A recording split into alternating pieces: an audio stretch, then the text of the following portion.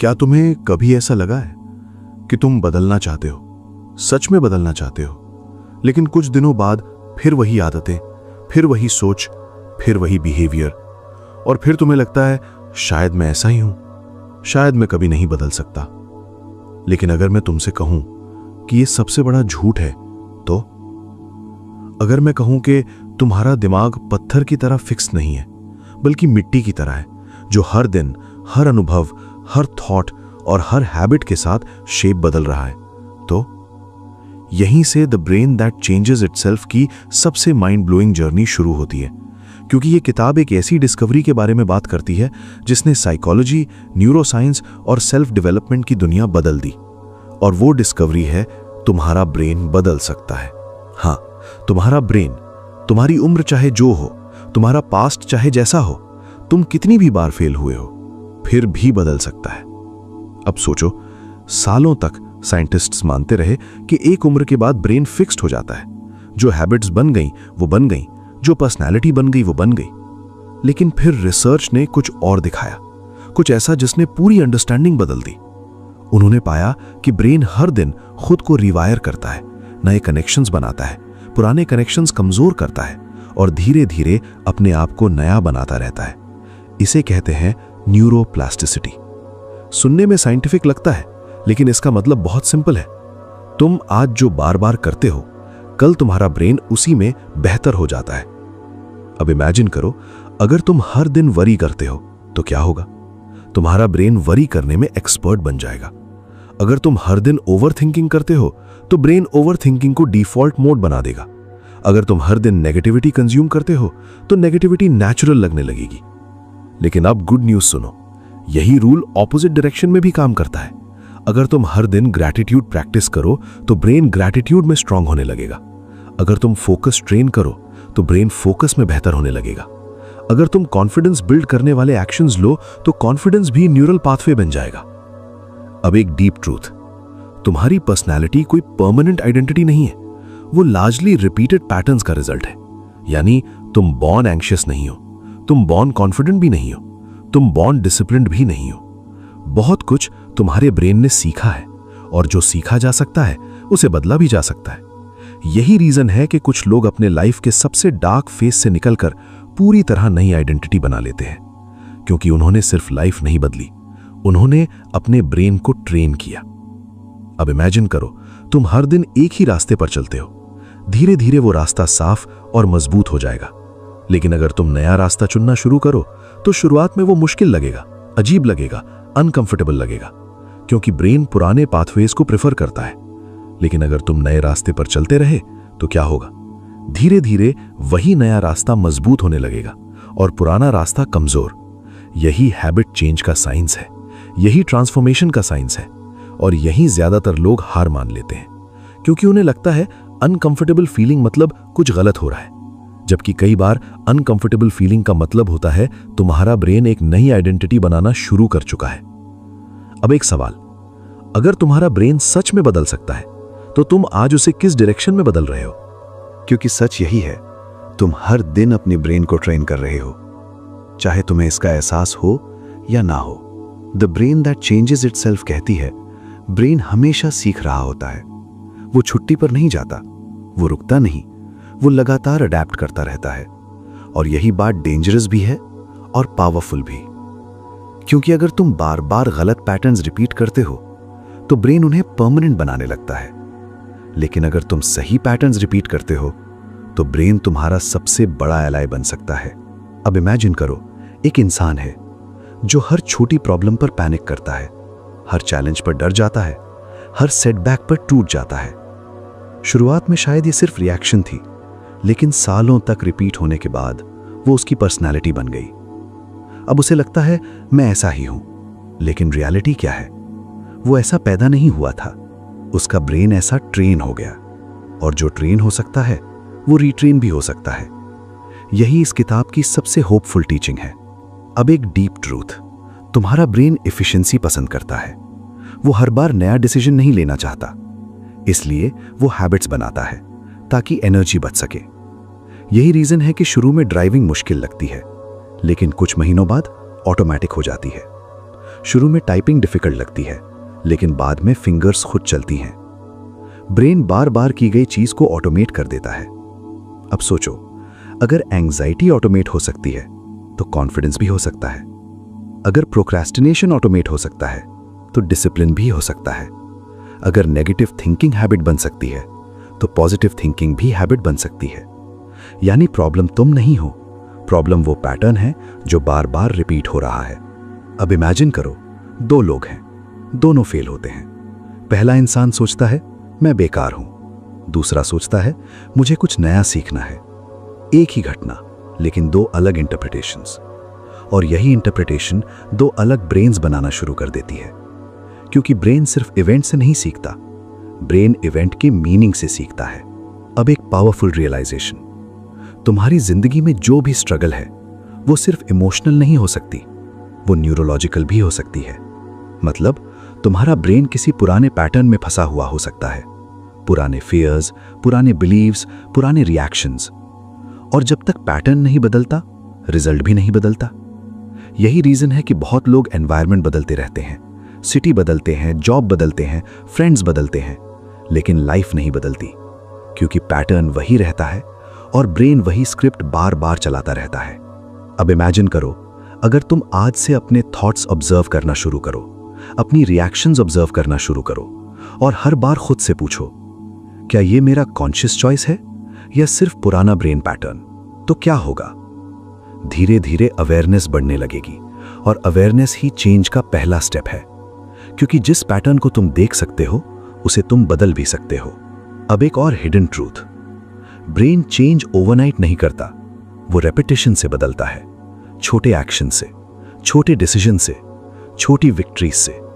यही रीजन है कि ट्रांसफॉर्मेशन ड्रामेटिक नहीं दिखता, लेकिन पावरफुल होता है। आज 1% चेंज, कल 1% चेंज, फिर 1% चेंज, और कुछ महीनों बाद तुम्हें एहसास होता है कि तुम पहले वाले इंसान रहे ही नहीं। क्योंकि धीरे धीरे तुम्हारा ब्रेन नई वायरिंग बना चुका होता है। और यहीं से एक नई रियलाइजेशन शुरू होती है, शायद तुम्हारी लिमिट्स परमानेंट नहीं है। शायद तुम्हारा ब्रेन अभी भी तुम्हारी सोच से कहीं ज्यादा बदल सकता है। और अगर ये बात सच है तो एक बहुत बड़ा सवाल पैदा होता है, अगर ब्रेन बदल सकता है तो फिर इतने लोग सालों तक एक ही जगह क्यों फंसे रहते हैं? क्यों वही फियर्स, वही हैबिट्स, वही प्रॉब्लम्स बार बार उनकी जिंदगी में वापस आती रहती हैं? The brain that changes itself इसका जवाब देती है। क्योंकि ज्यादातर लोग चेंज चाहते हैं, लेकिन ब्रेन को चेंज करने वाली प्रोसेस नहीं अपनाते। वो रिजल्ट चाहते हैं, लेकिन रेपिटेशन नहीं। वो कॉन्फिडेंस चाहते हैं, लेकिन अनकंफर्टेबल एक्शंस नहीं। वो नई आइडेंटिटी चाहते हैं, लेकिन पुरानी हैबिट्स छोड़ना नहीं चाहते। और यहीं पूरा गेम हार जाते हैं। अब इमेजिन करो, एक जंगल के बीच एक रास्ता है, सालों से लोग उसी रास्ते पर चल रहे हैं। तो क्या होगा? वो रास्ता चौड़ा हो जाएगा, मजबूत हो जाएगा, नेचुरल चॉइस बन जाएगा। लेकिन अगर तुम अचानक नया रास्ता बनाना चाहो तो शुरुआत में क्या होगा?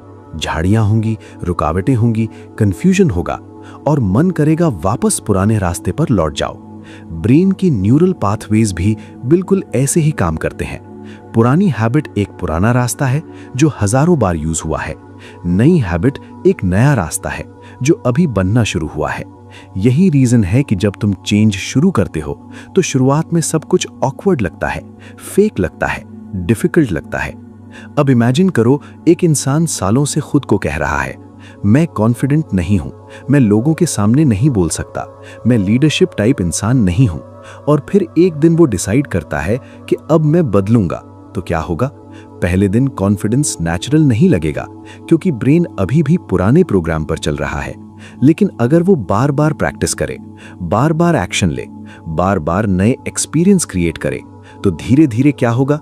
ब्रेन नई वायरिंग बनाना शुरू कर देगा और एक दिन वही चीज जो पहले इम्पॉसिबल लगती थी, नेचुरल लगने लगेगी। यही न्यूरोप्लास्टिसिटी की मैजिक है। अब एक डीप ट्रूथ, तुम्हारा ब्रेन फेयरनेस में बिलीव नहीं करता, तुम्हारा ब्रेन फेमिलियरिटी में बिलीव करता है।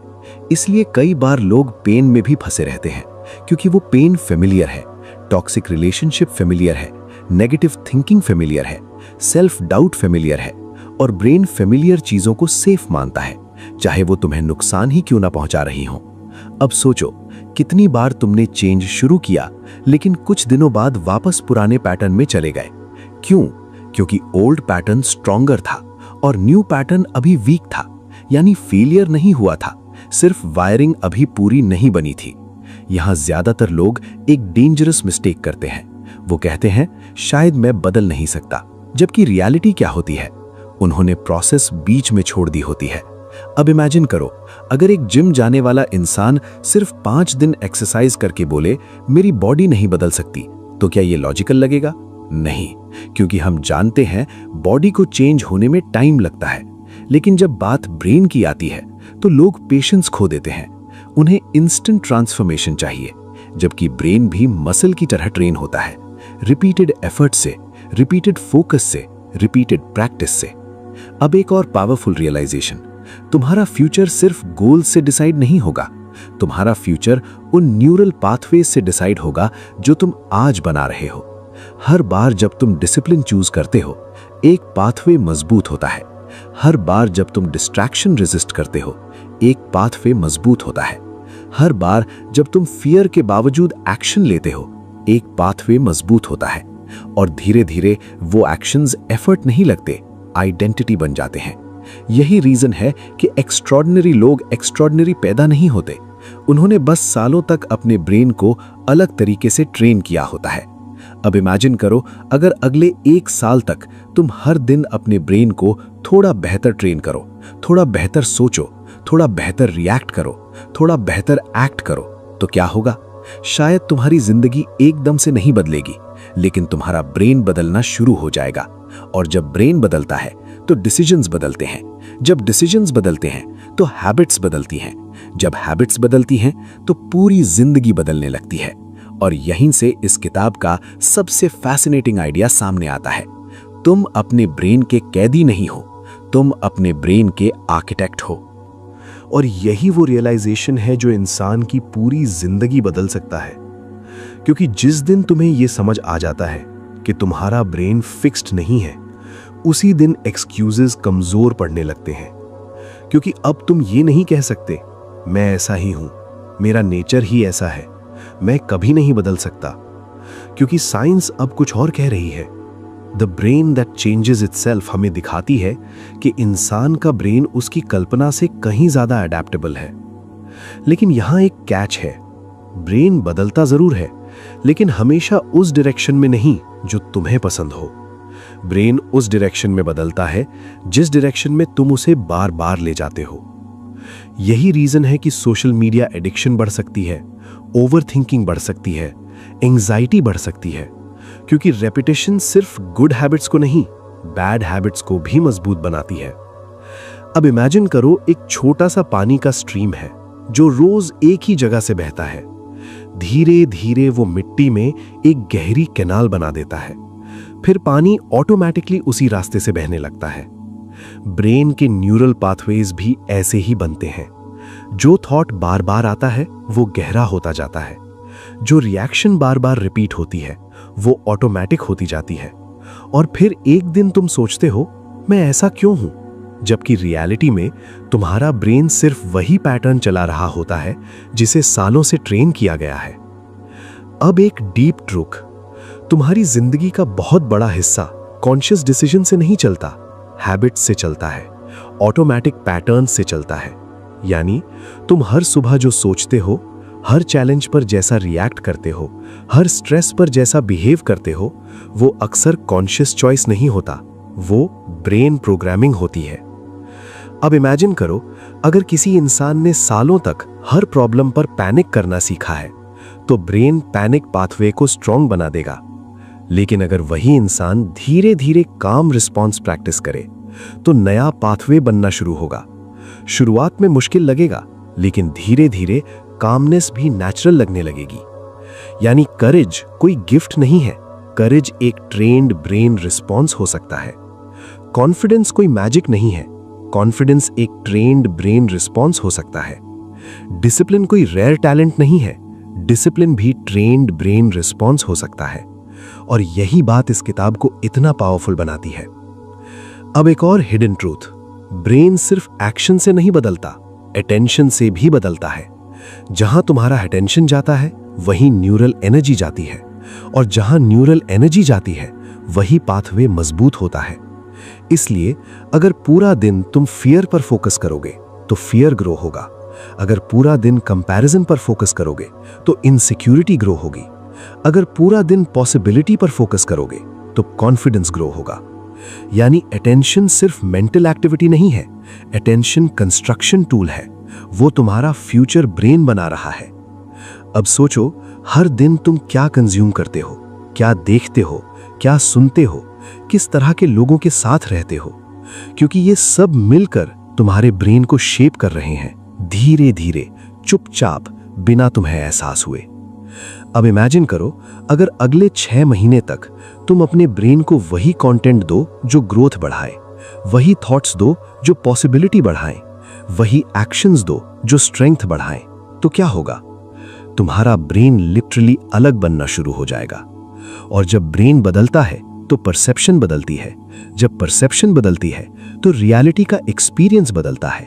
और यही रीजन है कि दो लोग सेम वर्ल्ड में रहकर भी पूरी तरह अलग जिंदगी जीते हैं, क्योंकि दुनिया नहीं, उनका ब्रेन अलग तरीके से ट्रेंड होता है।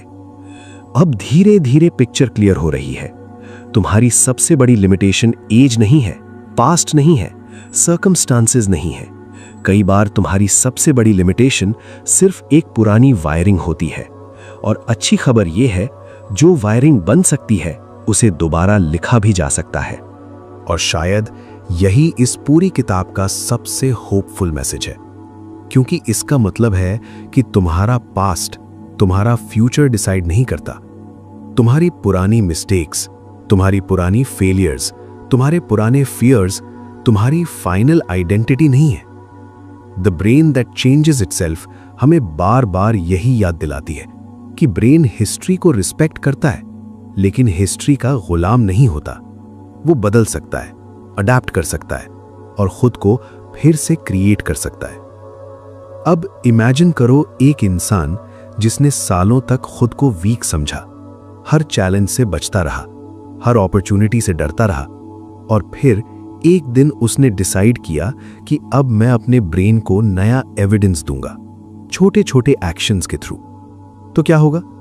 पहले दिन कुछ खास नहीं, पहले हफ्ते भी शायद नहीं, लेकिन हर बार जब वो फियर के बावजूद एक्शन लेगा, ब्रेन एक नया सिग्नल रिसीव करेगा। हर बार जब वो चैलेंज एक्सेप्ट करेगा, ब्रेन एक नई मेमोरी स्टोर करेगा। हर बार जब वो डिस्कंफर्ट के बावजूद आगे बढ़ेगा, ब्रेन नई वायरिंग बनाना शुरू करेगा। यानी चेंज मोटिवेशन से कम, एविडेंस से ज्यादा आता है। अब एक और डीप ट्रूथ, तुम्हारा ब्रेन तुम्हारी बातों पर नहीं, तुम्हारे रिपीटेड एक्सपीरियंसेस पर विश्वास करता है। यही रीजन है कि सिर्फ पॉजिटिव एफर्मेशंस काफी नहीं होती अगर एक्शन साथ ना हो, क्योंकि ब्रेन पूछता है मुझे प्रूफ कहां है, और प्रूफ एक्शंस देते हैं। अब इमेजिन करो, तुम रोज खुद से कहते हो मैं कॉन्फिडेंट हूं, लेकिन हर डिफिकल्ट सिचुएशन से भाग जाते हो, तो ब्रेन किस पर विश्वास करेगा? वर्ड्स पर या एक्शंस पर? एक्शंस पर, क्योंकि एक्शंस न्यूरल एविडेंस होते हैं। यही रीजन है कि रियल ट्रांसफॉर्मेशन तब शुरू होता है जब थॉट और एक्शन एक डायरेक्शन में जाने लगते हैं। अब एक और हिडन ट्रूथ, ब्रेन डिस्कंफर्ट को एनिमी समझता है, लेकिन ग्रोथ अक्सर डिस्कंफर्ट के अंदर छिपी होती है। नई स्किल सीखना अनकंफर्टेबल है, पब्लिक स्पीकिंग अनकंफर्टेबल है, डिसिप्लिन अनकंफर्टेबल है, चेंज अनकंफर्टेबल है। लेकिन प्रॉब्लम डिस्कंफर्ट नहीं है, प्रॉब्लम हमारी इंटरप्रिटेशन है। हम डिस्कंफर्ट को डेंजर समझ लेते हैं, जबकि कई बार वो प्रोग्रेस का सिग्नल होता है। अब इमेजिन करो, अगर जिम में मसल्स बोल पाती तो वो भी ग्रोथ के दौरान डिस्कंफर्ट फील करती, क्योंकि स्ट्रेंथ स्ट्रेस के बाद आती है। ब्रेन भी ऐसा ही है, मेंटल स्ट्रेंथ भी चैलेंज के बाद आती है, न्यूरल ग्रोथ भी रेपिटेशन के बाद आती है, कॉन्फिडेंस भी एक्शन के बाद आता है। यानी शॉर्टकट नहीं है, लेकिन पॉसिबिलिटीज जरूर है। अब एक पावरफुल रियलाइजेशन, तुम हर दिन अपने ब्रेन को वोट दे रहे हो। हर एक्शन एक वोट है, हर हैबिट एक वोट है, हर डिसीजन एक वोट है। किसके लिए? उस इंसान के लिए जो तुम बन रहे हो। जब तुम डिसिप्लिन चूज करते हो, तुम फ्यूचर डिसिप्लिन्ड वर्जन को वोट देते हो। जब तुम फोकस चूज करते हो, तुम फ्यूचर फोकस्ड वर्जन को वोट देते हो। जब तुम करेज चूज करते हो, तुम फ्यूचर करेजियस वर्जन को वोट देते हो। और जब तुम बार बार यही वोट्स देते रहते हो, तो एक दिन आइडेंटिटी बदल जाती है। अब इमेजिन करो, अगर अगले 12 महीनों तक तुम अपने फ्यूचर सेल्फ के पक्ष में वोट्स देना शुरू कर दो, तो क्या होगा? धीरे धीरे ब्रेन नई वायरिंग बनाएगा, नई हैबिट्स बनाएगा, नए रिएक्शंस बनाएगा। और फिर एक दिन लोग तुम्हें देखकर कहेंगे, यार तुम तो पूरी तरह बदल गए। लेकिन उन्हें वो हजारों इनविजिबल वोट्स नहीं दिखेंगे जो तुमने हर दिन दिए थे। अब धीरे धीरे पिक्चर और क्लियर हो रही है।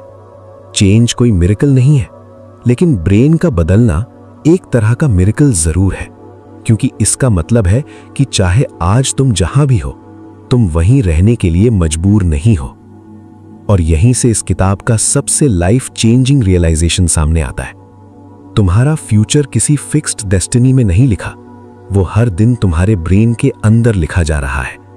और अगर ये बात सच है, तो शायद तुम्हें अपनी जिंदगी को देखने का तरीका बदलना पड़ेगा, क्योंकि अभी तक शायद तुम अपने पास्ट को देखकर फ्यूचर डिसाइड कर रहे थे।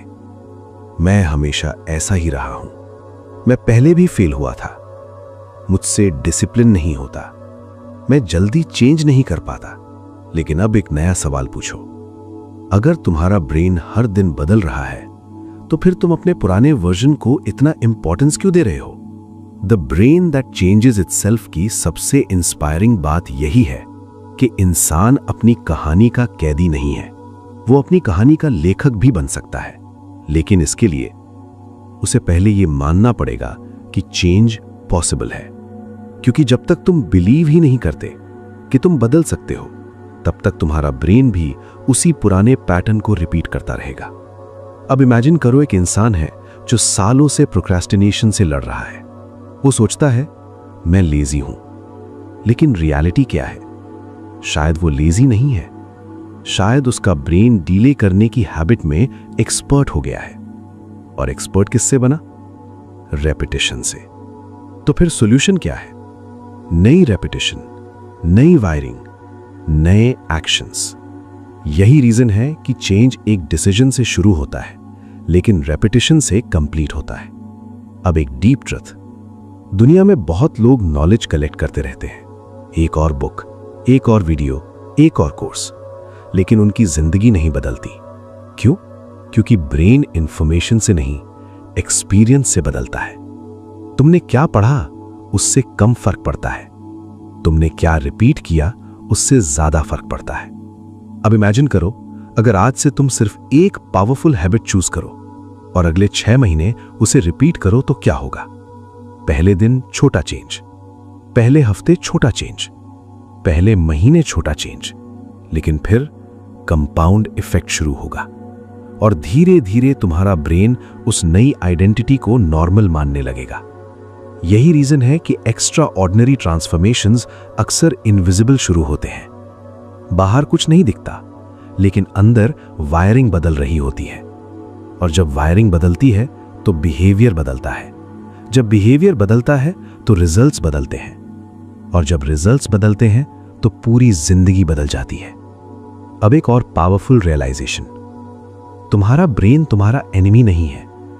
वो तुम्हारे अगेंस्ट काम नहीं कर रहा, वो बस वही स्ट्रांग बना रहा है जो तुम बार बार यूज कर रहे हो। अगर तुम फियर यूज करोगे, फियर स्ट्रांग होगा। अगर करेज यूज करोगे, करेज स्ट्रांग होगा। अगर डिस्ट्रैक्शन यूज करोगे, डिस्ट्रैक्शन स्ट्रांग होगा। अगर फोकस यूज करोगे, फोकस स्ट्रांग होगा। यानी सवाल ये नहीं है कि तुम्हारे पास पोटेंशियल है या नहीं, सवाल ये है तुम रोज किस पाथवे को मजबूत कर रहे हो। अब इमेजिन करो, 5 साल बाद का तुम आज के तुम्हें देख रहा है और सिर्फ एक चीज पूछ रहा है कि क्या तुमने अपने ब्रेन को चांस दिया था? क्या तुमने खुद को बदलने का मौका दिया था?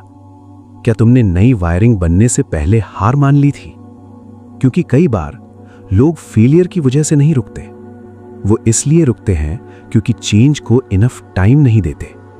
और यही सबसे बड़ा नुकसान है, क्योंकि शायद जिस ब्रेक थ्रू का तुम इंतजार कर रहे थे, वो सिर्फ कुछ और रेपिटेशंस दूर था, कुछ और डिसिप्लिन्ड एक्शंस दूर था, कुछ और करेजियस डिसीजंस दूर था।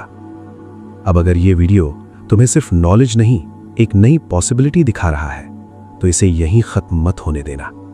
इसे लाइक करो, क्योंकि शायद किसी और को भी ये जानने की जरूरत है कि वो ब्रोकन नहीं है, उसका ब्रेन सिर्फ रीट्रेनिंग का इंतजार कर रहा है।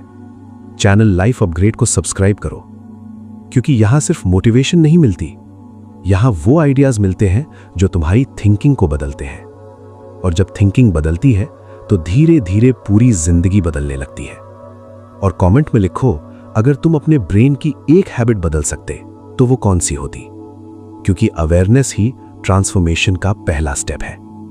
अब आखिरी बात, अगर तुम सच में समझना चाहते हो कि ब्रेन कैसे बदलता है, हैबिट्स कैसे बनती है, आइडेंटिटी कैसे ट्रांसफॉर्म होती है और साइंस किस तरह होप देती है, तो इस किताब को जरूर पढ़ो। लेकिन इसे ऐसे मत पढ़ना जैसे तुम सिर्फ इंफॉर्मेशन लेने आए हो। इसे ऐसे पढ़ना जैसे तुम अपने दिमाग का हिडन ऑपरेटिंग सिस्टम समझने जा रहे हो। हर चैप्टर तुम्हें यह एहसास कराएगा कि तुम अपनी लिमिटेशंस नहीं हो, तुम अपने पास्ट नहीं हो, तुम अपनी पुरानी वायरिंग भी नहीं हो, तुम उससे कहीं ज्यादा हो। इस किताब का लिंक डिस्क्रिप्शन में है, लेकिन उसे ऐसे मत खोलना जैसे तुम एक और सेल्फ हेल्प बुक देखने जा रहे हो।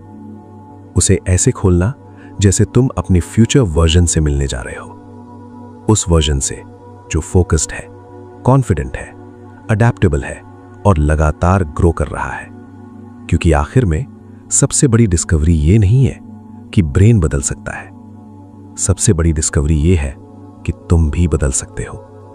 और जिस दिन तुमने इस बात पर सच में विश्वास कर लिया, उसी दिन से तुम्हारा ट्रांसफॉर्मेशन शुरू हो जाएगा।